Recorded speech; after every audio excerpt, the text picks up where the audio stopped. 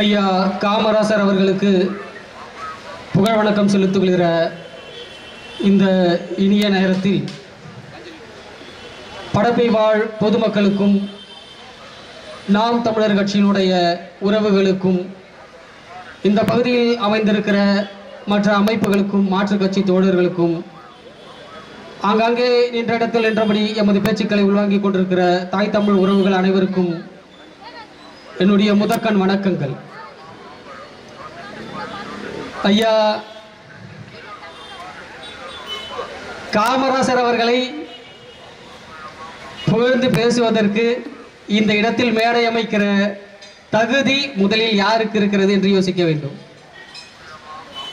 தகுதி என்கிற சொல் வருகிற போதே அதற்கு இணையாக அந்த தாழ்வு மனப்பான்மை என்கிற சொல்லும் இணையாக வந்துவிடும். அறிவியலாளர்கள் ஆய்வாளர்கள் என்ன சொல்லுகிறார்கள் என்றால், இந்த தாழ்வு மனப்பான்மை என்பது எந்தெந்த நேரத்தில் எல்லாம் வரும் அப்படின்னு ஒரு ஆய்வு செஞ்சு சொல்றாங்க. முதலில் அவர்கள் குறிப்பிடுவது இந்த நிறம், கருப்பு நிறம். கருப்பு நிறம் என்பது ஒரு தாழ்வு மனப்பான்மை ஒரு மனிதனுக்கு கொண்டு செய்யும் என்று சொல்றாங்க. அது கருப்புனாலே நம்மால ஒரு அசிங்கம்னு நினைப்போம். அப்படி ஒரு மனநோய் நம்மளுக்கு இருக்கு. கருப்புனாலே அது ஒரு தாழ்வானது. அதை வச்சுதான் நீ வியாபாரம் செஞ்சுட்டு இருக்காங்க. ஃபேர் அண்ட் லவ்லி விளம்பரத்தில் கூட என்ன சொல்றாங்கன்னா, இதை பூசணிங்கன்னா அதே நல்ல சிவப்பழகு மிளிரும்பா. வாரத்தில் 7 நாள், அந்த ஒரு நாள் கூட விட்டுருவாரு அவர், அது கூட பொறுக்க முடியாது. 6 நல்ல சிவப்பழகு மிளிரும்பா. அப்படி ஒரு மனநோய் நம்ம ஆளுக்குள்ள இருக்கு. கருப்புனாலே அது அசிங்கம். இது ஒரு பக்கம்னா, இந்த திராவிடத்தில் என்ன சொல்லுவான், நாம எல்லாருமே கருப்பு தான்ப்பா, நாம எல்லாருமே கருப்பு தான், கருப்பு தமிழர்களுடைய நிறம், கருப்பு தான் தமிழர்களுடைய நிறம், திராவிடத்தோட நிறமே கருப்பு தான்ப்பா. கருப்பு அவமானம் இல்லை, அது ஒரு பக்கம். ஆனா உண்மையில் நாம கருப்பே இல்லை, நாம கருப்பே கிடையாது. நான் கருப்பு இல்லை. நான் கருப்பான உனக்கு செக் பண்ணுமா? ஒரு ஆப்பிரிக்காரனை கூட்டு வந்து என் பக்கத்தில் நிற்கு, அப்ப தெரியும் யாரு கருப்புன்னு. தமிழர்களின் நிறம் கருப்பல்ல, என்னுடைய நிறம் கருப்பல்ல, என்னுடைய நிறம் மாநிறம். மாநிறம் என்றால் சரியாக மனிதர்களின் நிறம் என்று அர்த்தம். இன்னும் குறிப்பிட்டு சொல்ல வேண்டும் என்றால், இந்த மண்ணின் நிறமும் எண்ணின் நிறமும் ஒண்ணு. நான் ஏன் இந்த மண்ணோட நிறத்தில் இருக்கிறேன்? இந்த மண் எப்போது தோன்றியதோ அப்போது தோன்றிய மூத்த குடி நாடு, அதனால இந்த மண்ணோட நிறத்தில் இருக்கிறேன். நான் கருப்பு கிடையாது. கருப்பு என்பது ஒரு அவமானமும் கிடையாது. அப்படி ஒரு மனநோய் நம்ம ஆளுகளுக்குள்ள இருக்கு. அடுத்ததாக பெரும்பான்மையான தாழ்வு மனப்பான்மை எப்படா வரும் என்று கேட்டால், கல்வி தகுதி. நம்ம ஆளுகளுக்குள்ள இந்த படிச்சவனாலே கொஞ்சம் உயர்வா பார்க்கறது. இந்த காவல்துறை எல்லாம் போனீங்கன்னா படிச்சவனா அவனை ஒரு மாதிரியா நடத்துறது. இந்த படிக்காத பாமர மக்கள் எல்லாம் போனா அவங்கள ஒரு மாதிரியா நடத்துறது. நம்ம ஆளுகளுக்குள்ள அப்படி ஒரு மனப்பான்மை இருக்கு. படிச்சவனா அவன் அறிவாளி. தொட்டனை தூரும் மணற்கேணி மாந்தற்கு கற்றனை தூரும் அறிவுங்கிற ஐயா வள்ளுவர் சொல்றாரு. அதே வள்ளுவர் சொல்றாரு, கற்றதினால் ஆய பயனன் கோள்ங்கிறாரு. டேய் போங்கடா நீங்களும் அவங்க படிப்போங்கிறாரு. என்னத்த படிச்ச நீங்கிறாரு. நம்மளால சட்டம் படிச்சிருப்பான், ஆனா சண்டை போட்டுட்டு போன பொண்டாட்டிய சமாதானம் பண்ண தெரியாது. உன் சட்டம் படிச்சு உன் படிப்பு என்னதான் செய்யுதுங்கிறாரு. தேலு கடிச்சா பூரா கடிச்சா தூக்கிட்டு ஓடுவான் மருத்துவமனைக்கு. எம்ஏ படிச்சிருக்கேன் பிஏ படிச்சிருக்கேங்கிறான். ஐயா பூரா கடிச்சாலே என்ன பண்ணு தெரியல, எம்ஏ படிச்சு என்னடா பண்ணுங்கிறாங்க. அப்ப கல்வி என்பது மட்டும் தகுதி அல்ல. இங்க ஒரு மிகப்பெரிய குறை என்ன தெரியுமா? படிச்சவனெல்லாம் அறிவாளின்னு நினைச்சான். படித்தவர்கள் எல்லாம் அறிவாளி அல்ல, படித்தவர்கள் படிப்பாளி. எவனுக்கு அறிவு இருக்கிறதோ அவன் தான் அறிவாளி, படித்தவர்கள் அறிவாளி இல்லை. அப்படி ஒரு மனநோய் நம் மக்களுக்குள்ள இருக்கு. படித்தவனெல்லாம் அறிவாளி, அது வந்து ஒரு தாழ்வு மனப்பான்மை என்று இந்த ஆய்வாளர்கள் குறிப்பிடுறாங்க. அடுத்ததாக சொல்ல வேண்டும் என்றால், பணம் செல்வம். இது எல்லாருக்கும் தெரிஞ்சதுதான். பணக்காரன்னா ஒரு மாதிரியா பார்க்கறது, ஏழைன்னா ஒரு மாதிரியா பார்க்கறது, வறுமையில் இருக்கணும் ஒரு மாதிரியா நடத்துறது, அதே காரில் இருந்தா அவனை ஒரு மாதிரியா நடத்துறது. இது ஒருவனுக்குள் தாழ்வு மனப்பான்மையை உண்டு செய்யும் அப்படின்னு ஆய்வாளர்கள் சொல்றாங்க. அவர்கள் குறிப்பிட்டு சொல்லுவது எது எதுன்னு பார்த்தீங்கன்னாக்கா, கல்வி, செல்வம், நிறம். இது பெரும்பான்மையான மனிதர்களுக்கு தாழ்வு மனப்பான்மையை கொடுக்க உண்டு செய்யும் என்று சொல்றாங்க. ஐயா காமராசர் கருப்பு நிறத்தில் இருந்தார். ஐயா காமராசர் பெரும்பான்மையா படிக்கல. ஐயா காமராசர் இடத்துல செல்வமும் இல்லை. நாம் எதையெல்லாம் தடை என்று சொல்லுகிறோமோ அந்த தடையெல்லாம் உடைத்து தகர்த்தெறிந்த ஒரு மாமனிதன் தான் ஐயா காமராசர் அவர்கள். ஐயா காமராசர் அவர்களை பற்றி பேசுவதற்கு எவ்வளவோ விடயங்கள் இருக்கிறது. அவரை பற்றி பேச வேண்டும் என்றால் குறிப்பிட்டு சொல்லணும்னா, ஐயா ராகுல் காந்தி அவர்கள் ஒரு முறை தமிழகத்துக்கு வருகிற போது, தமிழகத்தில் கருணாநிதியினுடைய இறப்பிற்கு அந்த நினைவேந்தல் நிகழ்வுக்கு வருகிற போது அந்த இடத்தில் குறிப்பிட்டு பேசுகிறார். நான் கருணாநிதியை கண்டு வியக்கிறேன் என்று பேசுகிறார். நான் கருணாநிதியை கண்டு வியக்கிறேன், இவ்வளவு பெரிய மனிதர் இந்த சின்ன வீட்டிலா வாழ்ந்தார் என்று வியக்கிறேன் என்று பேசுகிறார். பேசிக்கலி ஐயா கருணாநிதிக்கு சின்ன வீடுனா ரொம்ப பிடிக்கும், அது வேற. ஆனால் ராகுல் காந்தி குறிப்பிடுகிறார், இவ்வளவு பெரிய மனிதர் இவ்வளவு எளிமையாக வாழ்ந்தார் என்று வியக்கிறேன் என்று சொல்லுகிறார். ஃபுல் போதையில் இருக்கும் கூட அப்படி சொல்றதுக்கு வாய்ப்பு கிடையாது. அவர் எப்படி சொன்னாருன்னு தெரியல. இவ்வளவு பெரிய மனிதர் இவ்வளவு எளிமையாக வாழ்ந்தார் என்று வியக்கிறேன் என்று சொல்லுகிறார். ஐயா ராகுல் காந்தி அவர்களுக்கு உலக வரலாறு தெரிந்திருக்க வேண்டிய அவசியம் இல்லை, இந்தியாவினுடைய வரலாறு தெரிந்திருக்க வேண்டிய அவசியம் இல்லை. குறைந்தபட்சம் தன் காங்கிரஸ் கட்சியினுடைய வரலாறாவது தெரிந்திருக்க வேண்டும். உலக வரலாற்றிலேயே முதல்வராக இருந்து 4 கிழிந்த சட்டங்களை மட்டும் வைத்துக் கொண்டு தனக்கென்று ஏதும் சொத்துக்களை சேர்க்காமல் தன்னையே இந்த நாட்டுக்கு சொத்தாக அர்ப்பணித்த ஒரு பெருந்தலைவன் உருவாக்கிய கட்சியின் தலைவராக இருந்து கொண்டு கருணாநிதி எல்லாம் உங்களுக்கு எளிமையின் வடிவமாக தெரிகிறார் என்றால், ஐயா காமராசர் உருவாக்கிய காங்கிரஸ் கட்சிக்கு கூட ஐயா காமராசரை பற்றி பேசுகிற தகுதி இல்லை என்கிற நிலை உருவாகிற பொழுது காலமே இந்த இடத்தில் மேடை அமைத்து நம்மை பேச வைக்கிறது.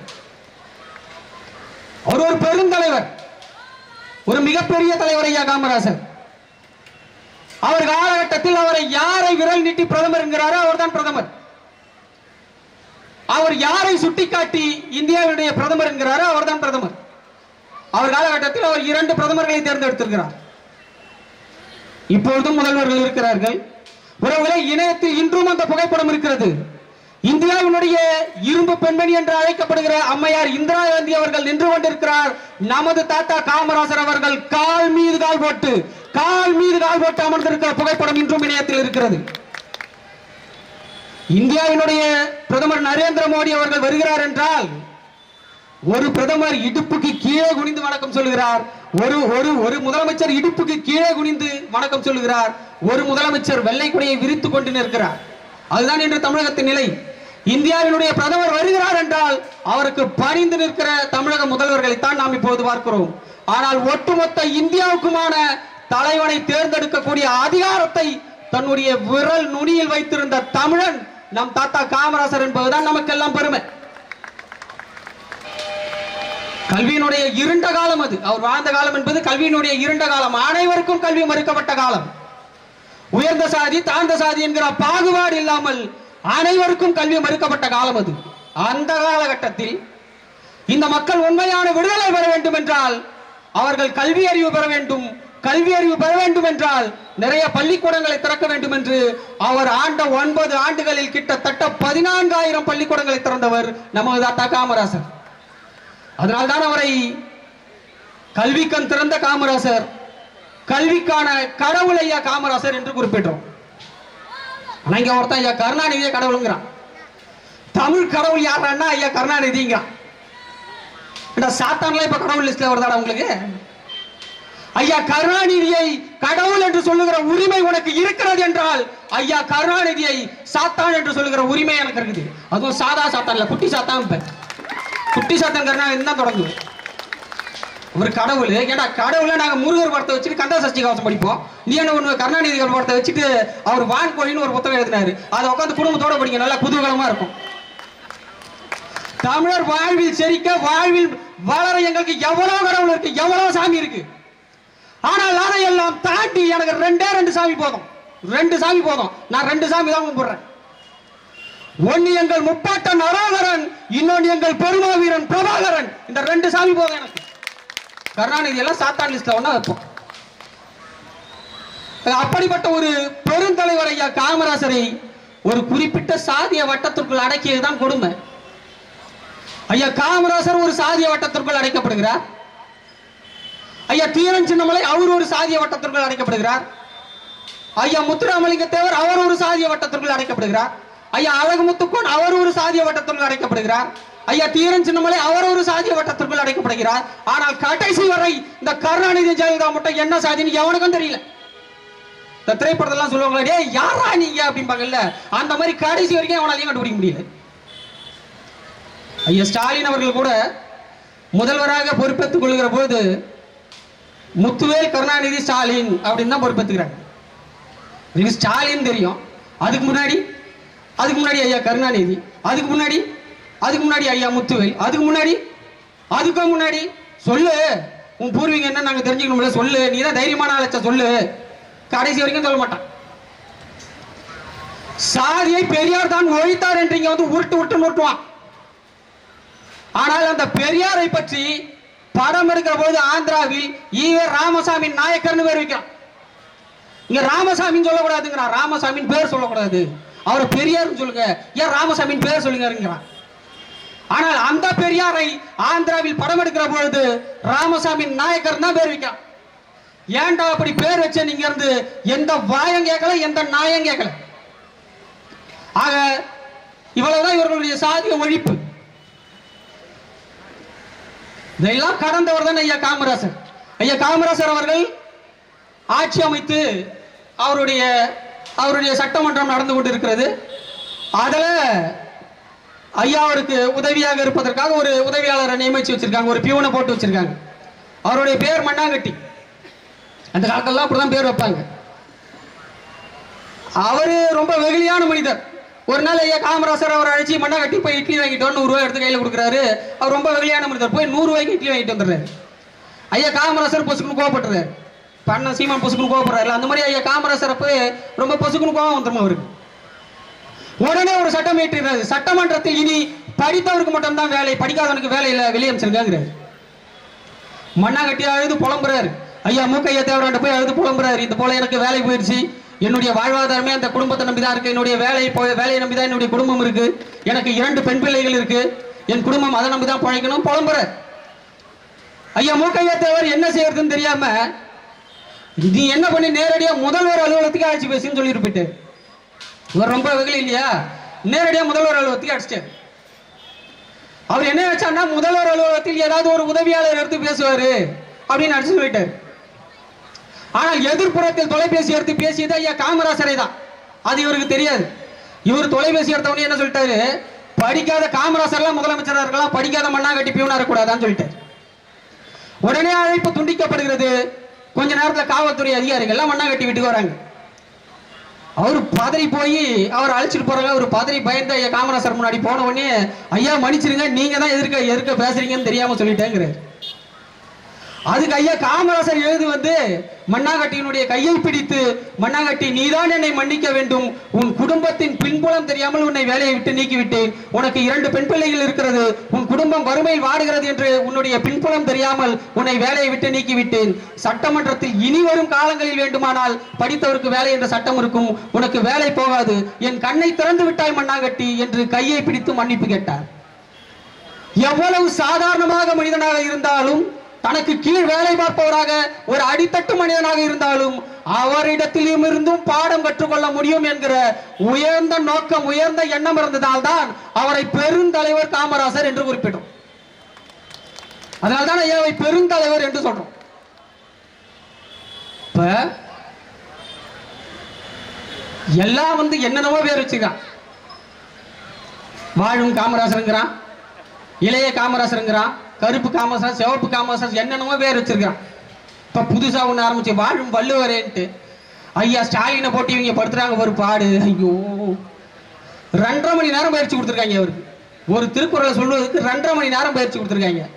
பயிற்சி குடிச்சு முடிச்ச உடனே முயற்சி திருவினையாக்கும், முயற்சியின்மை இளமை புகுத்தி விடும்ட்டார். இப்ப புதுசா ஒரு வீடியோ வெளியிட்டு இருக்கான். அப்படியே திருவள்ளுவர் ஏஐலே வராரு. ஏஐ டெக்னாலஜி வச்சு திருவள்ளுவர் உருவாக்கி இருக்கான். நீங்க இவ்வளவு கஷ்டப்பட்டு திருவள்ளுவரை உருவாக்குனத ஐயா ஸ்டாலினே ஏஐல உருவாக்கி அந்த திருக்குறளை சொல்ல சொல்லியிருக்கலாம். ரொம்ப கஷ்டம் அவரை வச்சுக்கிட்டு. அப்படி பல பேர் பட்ட பேர் வச்சுக்கிறான். வாழும் வல்லவருங்கிற, வாழும் காமராசருங்கிறான், இளைய காமராசருங்கிறான். ஐயா விஜய் அவரை இளைய காமராசர்ட்டாங்க. அந்த விஜய் இப்ப புதுசா கட்சி தொடங்கியிருக்காங்க. இப்போ சமீபத்தில் ஒரு போராட்டம் நடத்தினாங்க. எவ்வளவு கட்சிகள் போராட்டம் நடத்துது. தமிழகத்தில் போராட்டம் நடத்துவது என்பது இயல்பு. நிறைய கட்சிகள் போராட்டம் நடத்தும். ஆனா ஐயா விஜய்க்கு போராட்டம் நடத்ததே ஒரு மிகப்பெரிய போராட்டம். ஒண்ணு மரத்து மேல இருந்து தாவுது, ஒண்ணு கட்டையை பிடிச்சி ஆட்டுது, ஒண்ணு வயரை பிடிச்சி இழுக்குது, ஒண்ணு கம்பியை பிடிச்சி வளைக்குது. அவருக்கு போராட்டம் நடத்துறதே மிகப்பெரிய போராட்டம். என்ன சொல்ல வராங்கன்னு இது வரைக்கும் புரியல, என்ன கொள்கைன்னே தெரியல. ஒருவேளை தனியா தான் நிப்பாங்களான்னு பார்த்தா தனியா நிக்க மாட்டோம், எங்களுடைய கூட்டணி கதவுகள் எப்போதும் திறந்திருக்கும். சரி கூட்டணி வச்சு பாருன்னு பார்த்தா பிஜேபியுடன் ஒரு காலமும் கூட்டணி கிடையாதுங்கிறாரு. ஆனா அதிமுக கூட கூட சேர்ந்து போங்கிறாரு. லூசு பயில அதிமுக பிஜேபி ஒன்னதாடா இருக்குது.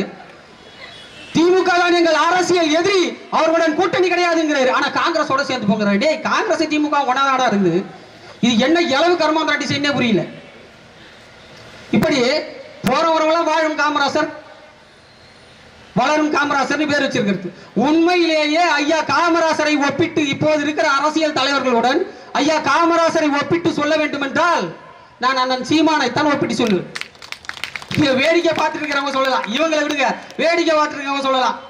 இப்ப உன் கட்சியினுடைய ஒருங்கிணைப்பாளர் உங்க அண்ணா அவர் மேல பற்று இருக்கு, அவர் மேல உனக்கு நிறைய பாசம் இருக்கு, அதனால சொல்லுவேன். அப்படி இல்ல, சம்பவத்தை நான் சொல்றேன், பிறகு நீ சொல்லு அண்ணன் சீமான ஒப்பிடலாமா இல்லையா.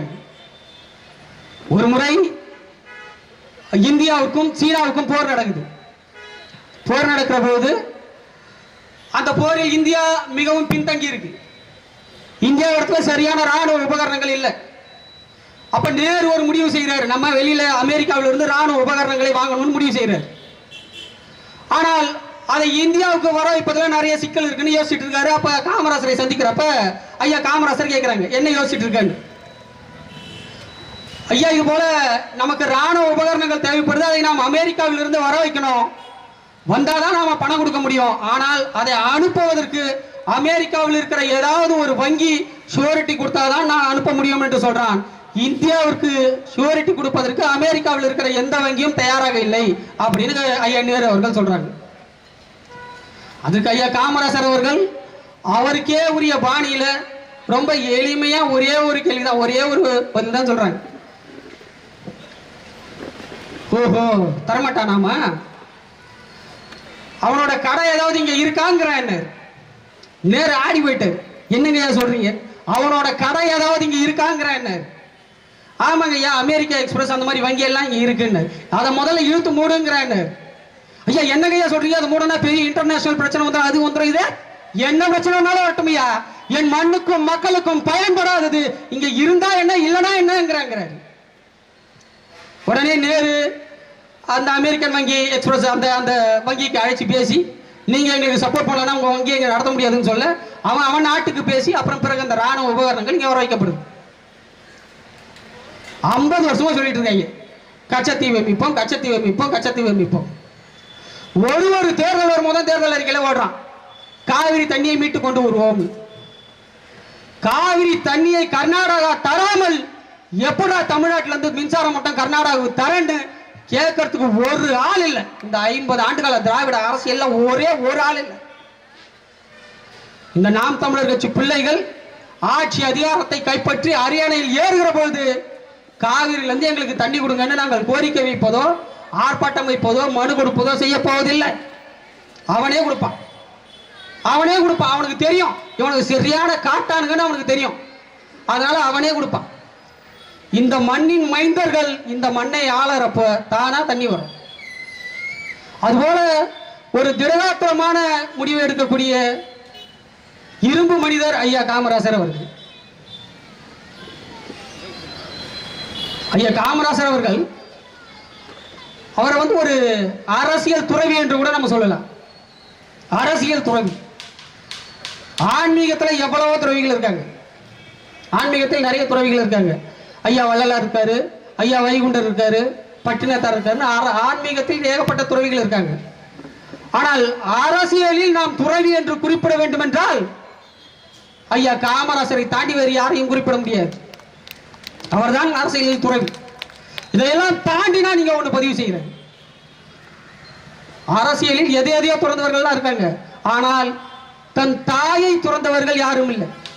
இந்த மண்ணுக்கும் மக்களுக்குமாக தன் தாயை துறந்தவர்கள் யாரும் இல்லை. இந்த மண்ணுக்கும் மக்களுக்கும் தன் தாயையே துறந்து இருந்தது இரண்டே 2 தலைவர்கள் மட்டும்தான். ஒன்னு எங்கள் ஐயா காமராசர், இன்னொன்னு பெருமா வீரன் பிரபாகரன். இவர்கள் 2 பேர் தான் இந்த மண்ணுக்காக மக்களுக்காக தன் தாயையே துறந்து நின்ற தலைவர்கள். அதனால அவரை புகழ்ந்து பேசுவதற்கு இந்த மேடை பத்தாது. திராவிட கட்சிகள் இந்த இடத்துல மேடை போட்டு பேசுது. ஐயா காமராசர் அவர்களை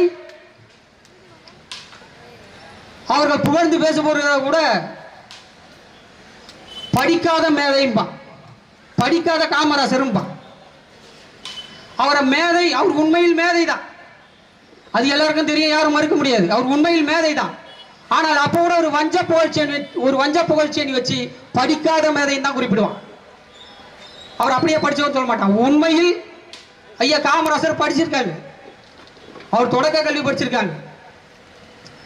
அவர் மேற்கொண்டு படிக்கவில்லையே தவிர, அவர் மேற்கொண்டு படித்திருந்தால் என்ன படித்திருப்பாரோ அது எல்லாமே அவருக்கு தெரியும்.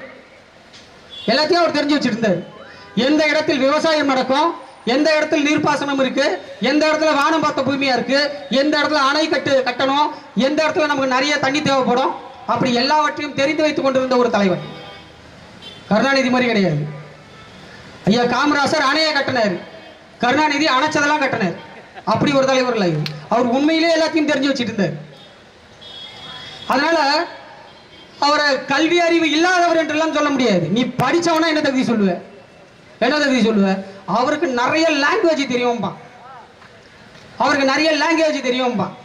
இங்க தமிழ்நாட்டில் மட்டும்தான் அப்படி ஒரு பிரச்சனை இருக்கு. படிச்சு முடிச்சு என்னப்பா பண்றேன்னு கேட்டா, நான் படிச்சு முடிச்சுட்டு வேலைக்கு போறேன்பா, படிச்சு முடிச்சுட்டேன்பா. படிச்சு முடிச்சுட்டேங்கிற ஒரு வார்த்தையே கிடையாது. தமிழர்கள் மட்டும்தான் கற்றது கையளவு கல்லாதது உலகளவுங்கிற தத்துவத்தை கொண்டவர்கள். அந்த தத்துவத்திற்கு இணங்க தன் வாழ்நாள் முழுவதும் படித்துக் கொண்டிருந்தவர் ஐயா காமராசர் அவர்கள். அதனால அவரை அப்படி சொல்ல முடியாது. ஐயா காமராசர் அவர்கள் தொடக்க பள்ளியில் படிச்சுட்டு இருக்கிறப்ப அவர் சின்ன பிள்ளைய கால் சட்டை போட்டு தொடக்க பள்ளியில் படிச்சுட்டு இருக்காங்க. அப்ப அந்த பள்ளியில ஒரு நிகழ்ச்சி நடக்குது, ஒரு விநாயகர் சதுர்த்தி விழா நடக்குது. அதுல என்ன பண்றாங்க, ஒரு 5 பைசா வசூல் செய்து அந்த விழாவை பள்ளி நிர்வாகம் நடத்துது. வசூல் செய்து எல்லாருக்கும் அந்த பிரசாதம் பொங்கல்லாம் கொடுக்குறாங்க. அங்க இருக்கிற பிள்ளைகள் அதை அப்படியே வரிசையில் போய் பசியில முந்தி அடிச்சுட்டு நிறைய வாங்குறாங்க. ஐயா காமராசர் அதை அப்படியே ஓரமா நின்று பாக்குறாங்க. அவர் இறுதியா தான் போறாரு, அவர் கிடைக்கல, கொஞ்சமா தான் இருக்கு. அப்ப அங்க இருக்கிற பிள்ளைகள் சொல்றாங்க, காமராசே நீயே கூட வந்து முந்தி அடிச்சுட்டு வாங்கிறதா உனக்கும் நிறைய கிடைச்சிருக்குமே. அப்ப ஐயா காமராசர் சொல்றாங்க, இந்த பள்ளி நிர்வாகம் எல்லாரிடத்திலும் சமமாக 5 பைசா வசூல் செய்திருக்கிறது. அதே போல எல்லோருக்கும் சமமாக பிரசாதத்தை பிரித்து கொடுத்திருக்க வேண்டியது இந்த பள்ளி நிர்வாகத்தினுடைய பொறுப்பு. இந்த இடத்தில் பள்ளி நிர்வாகம் தவறு செய்து விட்டது என்று சொல்றாங்க. எப்ப கால் சட்டை போட்டுக்கிட்டு தொடக்க பள்ளியில படிக்கிறப்ப, அப்பவே அந்த நிர்வாகத்திறன் அவரிடத்துல இருந்தது. அதனால எல்லாவற்றையும் உணர்ந்த மனிதர், எல்லாவற்றையும் தெரிந்து வைத்து கொண்டிருந்த ஒரு மனிதர் ஐயா காமராசர். இப்ப இருக்கிற முதல்வர்கள் மாதிரி எல்லாம் கிடையாது. ஐயா ஸ்டெர்லைட் ஆலையில சுட்டு போட்டாங்களா, ஆமா நானே செய்தி பார்த்தா தெரிஞ்சுட்டேங்கிறாருல, அப்படிப்பட்ட முதலமைச்சர் கிடையாது. என்ன பதினி இனிக்குது சக்கரை போட்டிருக்கீங்களா, அப்படி அந்த மாதிரி முதல்வர் இல்லை. உண்மையில் எல்லாவற்றையும் தெரிந்து வைத்துக் கொண்டிருந்த ஒரு முதல்வர். அதனால அவரை படிக்காத மேதைன்னு சொல்ல முடியாது. அவர் தொடக்க கல்வி படிச்சிருக்காரு. உண்மையிலேயே படிக்காத ஆள்னா தந்தை பெரியார் தான் படிக்கல. தந்தை எல்லாம் இல்ல, பெரியார் கூட இல்ல, ராமசாமி படிக்கல, அவர் தான் படிக்கல. அதனால நீ படிக்காத ராமசாமின்னு ஒன்னா சொல்லு, படிப்பறிவு இல்லாத ராமசாமின்னு சொல்லிக்க. இதுக்கப்புறம் படிக்காத காமராசர்னு சொல்லக்கூடாது. ஐயா காமராசரை நாம் புகழ்ந்து பேசலாம், ஆனால் ஒரு மனிதன் எவ்வளவு நேர்மையானவன் என்பதற்கான அடையாளம் நாம் புகழ்ந்து பேசுவதில்லை, நம்முடைய எதிரிகள் புகழ்ந்து பேசுவதுதான். ஐயா காமராஜ் அவர்கள் அவருடைய சட்டமன்றத்தில் ஒரு விவாதம் நடந்து கொண்டிருக்கு. அங்க எதிர்கட்சியில் இருக்கக்கூடிய ஐயா கே நல்ல சிவம் அவர்கள் எழுந்து பேசுறாங்க. எழுந்து பேசுறப்ப குறிப்பிட்டு சொல்றாங்க, ஐயா இந்த கோயம்புத்தூர் பகுதியில் நிறைய கள்ள நோட்டு புழக்கத்தில் இருக்குன்னு சொல்றாங்க. இங்க இருக்கிற தலைமைகளுக்கும் அதுக்கும் கூட தொடர்பு இருக்குன்னு சொல்றாங்க. முதல்வருக்கும் தெரிஞ்சுதான் இதெல்லாம் நடக்குதுன்னு கூட தொலைக்காட்சியில செய்திகள்லாம் போடுறாங்கிறாங்க. உடனே ஐயா காமராசர் வந்து நிறுத்துங்கிறேன். இப்படி ஒரு தேச துரோக செயலை நான் செய்வேன்னு நீ நம்பறியாங்கிறாங்க. அதுக்கு ஐயா நல்ல சிவம் அவர்கள், ஐயா இல்லங்க ஐயா அவங்க சொன்னாங்க தொலைக்காட்சியில படுங்க, அவன் சொன்னா இவன் சொன்னா அவன் சொன்னாலாம் இல்ல, நீ நம்பறியா என்று கேட்கிறாங்க. இல்லங்கிறாரு, உட்காரு, முடிஞ்சு வச்சு. தன்னை சார்ந்தவர்கள் அல்ல, தன்னுடைய எதிரிகள் கூட புகழ்ந்து பேசிய தலைவர்கள் என்றால் அது 2 தலைவர்கள் தான்.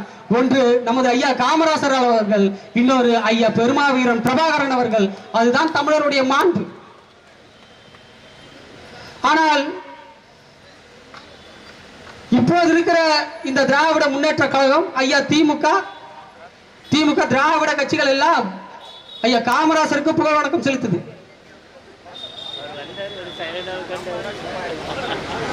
காமராசருடைய வரலாறை பார்க்கிற பொழுது அவர் வரலாறு முழுக்க திமுக அவருடைய எதிர்க்கு. அதே நேரத்தில் திமுகவினுடைய வரலாறை பார்க்கிற பொழுது திமுக காமராசரை எதிர்த்து இருக்கிறதே தவிர காங்கிரஸை பெரிதாக எதிர்க்கல.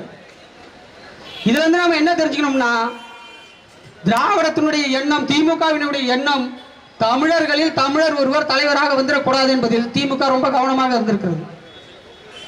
வாழ்நாள் முழுவதும் திமுகவை விட காமராசரை கொச்சைப்படுத்தியது வேறு யாரும் இல்லை. முரசொலி பத்திரிகையில ஐயா காமராசர் அவர்களை கருப்பு அசிங்கமா சித்தரிக்கிறது. ஐயா காமராசர் அவர்களுக்கு சேலை கட்டி திருநங்கை போல அந்த சித்திரம், கேலி சித்திரம் படம் போடுவது. ஐயா காமராசர் அவர்கள் நேரு நடந்து போகிற பொழுது அவர் பின்னாடி இந்த பெட்டி எல்லாம் தூக்கிட்டு போற ஒரு அடியால் போல படம் போடுவது. காமராசரை பார்ப்பன அடிமை என்று விமர்சனம் செய்வது.